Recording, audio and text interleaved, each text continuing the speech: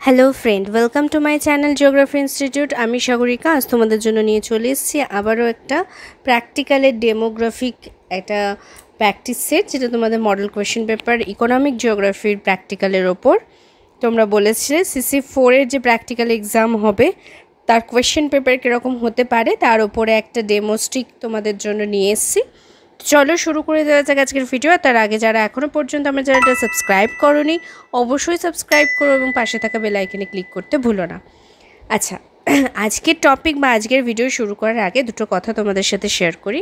খুব ভালো লাগছে, বিশ্বাস করো, তোমরা যেই এতগুলো ক্যান্ডিডেট আমার অনলাইনে, সেমি অনলাইনে বা ইউটিউবের মাধ্যমে আমার ভিডিওস দেখো, পরীক্ষা দিতে গেছো এবং সবাই মানে ম্যাক্সিমাম স্টুডেন্টই আমাকে পার্সোনালি হোয়াটসঅ্যাপ করেছো, এছাড়াও গ্রুপে জানিয়েছো যে তোমাদের এক্সাম ভালো হয়েছে দুটো পেপারই, যেটা জিওটেকটনিক ছিল সেটাও এবং ইকোনমিক জিওগ্রাফি যেটা ছিল, এবং আজকে তোমাদের সেক পেপারের এক্সাম ছিল।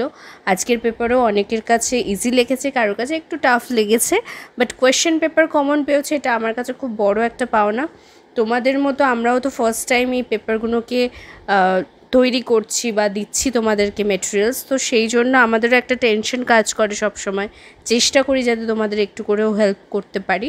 তো যাই হোক, ভালো হয়েছে পরীক্ষা, সবাই জানিয়েছো, আমার শুনে খুব ভালো লাগলো। এবার প্র্যাকটিক্যালে ফোকাস করতে হবে। প্র্যাকটিক্যাল কিন্তু তোমাদের ইকোনমিক জিওগ্রাফি সোজা, কিন্তু জিওটেকটনিকটা একটু তুলনামূলকভাবে হার্ডই আছে। তো ভালো করে প্র্যাকটিস করো, এখন অনেক সময় আছে, ইজিলি ভালো নাম্বার পেতে পারো। এবার যেটা বক্তব্য, যে তোমাদের ইকোনমিক জিওগ্রাফির ওপর চারটে টপিক আছে, তোমরা জানো। একটা হচ্ছে ওয়ার্ক পার্টিসিপেশন রেট, একটা হচ্ছে প্রপোর্শনাল সার্কেল বা পাইগ্রাফ বলতে পারো, আর একটা হচ্ছে তোমাদের ergograph with crop calendar, and last যেটা রয়েছে সেটা হচ্ছে তোমাদের 3 and 4 year মুভিং অ্যাভারেজ।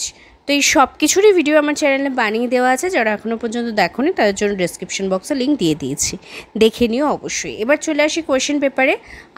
তোমরা জানো যে 3টে করে টপিক থাকবে, 4টে টপিক আছে, তার মধ্যে যে কোনো 3টে তোমাদের এক্সামে আসবে। তোমাদের সেট হবে 3টে থেকে 4টে সেট হবে। তো প্রতিটা টপিকই তোমাদের প্র্যাকটিস করতে হবে। কোন সেটে পড়বে তোমরা জানো না, এবং সেই সেটে কি কোশ্চেন পড়বে সেটাও আমরা জানি না। তো মোটামুটি আজকে আমরা একটা প্র্যাকটিস সেট নিয়ে চলে এসেছি। ফার্স্টেই দেখতে পাচ্ছ তোমরা স্ক্রিনে যেটা দিয়েছি, সেটা হচ্ছে calculate the work participation rate and draw it, interpret ইট।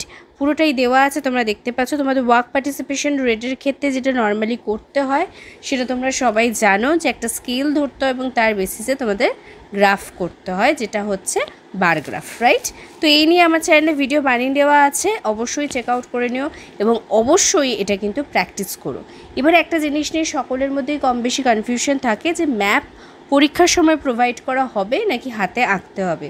একটা জিনিস বলে দিই, যদি ম্যাপের মধ্যে কোনো ডিস্ট্রিক্ট ভাগ থাকে তাহলে সেটার ক্ষেত্রে কিন্তু ম্যাপ প্রোভাইড করে দেওয়াটাই বাঞ্ছনীয়, কলেজের দায়িত্বের মধ্যে পড়ে। এবার যদি কোনো কারণবশত এমন কোনো জায়গা বা এমন কোনো লোকেশন দিল যেটা তোমাদের ম্যাপ প্রোভাইড করা হলো না, সেক্ষেত্রে তোমরা হয়তো সেই জায়গার ম্যাপটা জানোও না।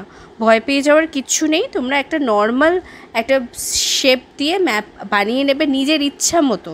এক একজনের এক এক রকম শেপ হবে, সেটা নিয়ে ভাবার কিচ্ছু নেই। ভেতরে নামগুলো ঠিক করে দেবে, মানে তোমার ব্লকগুলো ঠিকভাবে চিহ্নিত করে তার বেসিসে যে ডেটা আছে সেটাকে পুট করবে, তাহলেই ঠিকঠাক অ্যান্সার বেরিয়ে যাবে, কোনো ভয়ের কিছু নেই।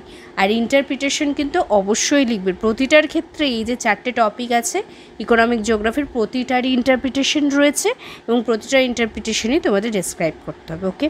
তো এই ছিল ফার্স্ট কোয়েশ্চেন। এখানে দেখতে পাচ্ছ নাম্বার ডিভিশনটা 3+2 আছে, মানে 3 হচ্ছে তোমার ক্যালকুলেশন অ্যান্ড ডায়াগ্রাম, অ্যান্ড 2 হচ্ছে তোমার ইন্টারপ্রিটেশনের ক্ষেত্রে। এটা কম বেশি 19-20 হতে পারে, বাট মোটামুটি এরকমই নাম্বার ডিভিশন থাকবে। এই গেল ফার্স্ট। এবার চলে যাব নেক্সট পেজে। এবার নাম্বার 2 কোয়েশ্চেন দেখো, prepare a suitable ergograph in the following data and interpret it. এখানে দেওয়া রয়েছে, তোমরা দেখতে পাচ্ছ এরগোগ্রাফের মেটেরিয়ালস। এগুলোকে স্কেলে ফেলে তোমাদেরকে একটা এরগোগ্রাফ করতে হবে। আমি এখানে ক্রপ ক্যালেন্ডার উল্লেখ করিনি, পরীক্ষার সময় যদি ক্রপ ক্যালেন্ডার মেনশন করে দেয় তোমাদের কিন্তু ক্রপ ক্যালেন্ডার দেখাতে হবে। কিভাবে করতে হয় এরগোগ্রাফ এই নিয়েও প্রচুর ভিডিও রয়েছে ইউটিউবে, তোমরা অবশ্যই দেখো। আমারও ভিডিও রয়েছে, আমি তোমাদের ডেসক্রিপশন বক্সে লিঙ্ক দিয়ে দেবো। তো এই হচ্ছে তোমাদের এরগোগ্রাফের ডেটা। অবশ্যই একবার তোমরা প্র্যাকটিস করো বাড়িতে। আর এখানে নাম্বার ডিভিশনটা দেখো 6+4 দিয়েছি, মানে এখানে 6 রিপ্রেজেন্ট করছে ক্যালকুলেশন এবং ড্রয়িংয়ের জন্য, অ্যান্ড 4 রিপ্রেজেন্ট করছে ইন্টারপ্রিটেশনের জন্য। এখানে কিন্তু অনেকগুলো টপিক রয়েছে, বুঝতেই পারছো, তাই সবকটা টপিক খুব ভালো করে ধরে স্কেলে ফেলাটা কিন্তু ইম্পর্ট্যান্ট একটা বিষয়। ওকে, নেক্সট চলে যাচ্ছি number 3, calculate the value of proportional circle, draw and data and draw it, interpret it.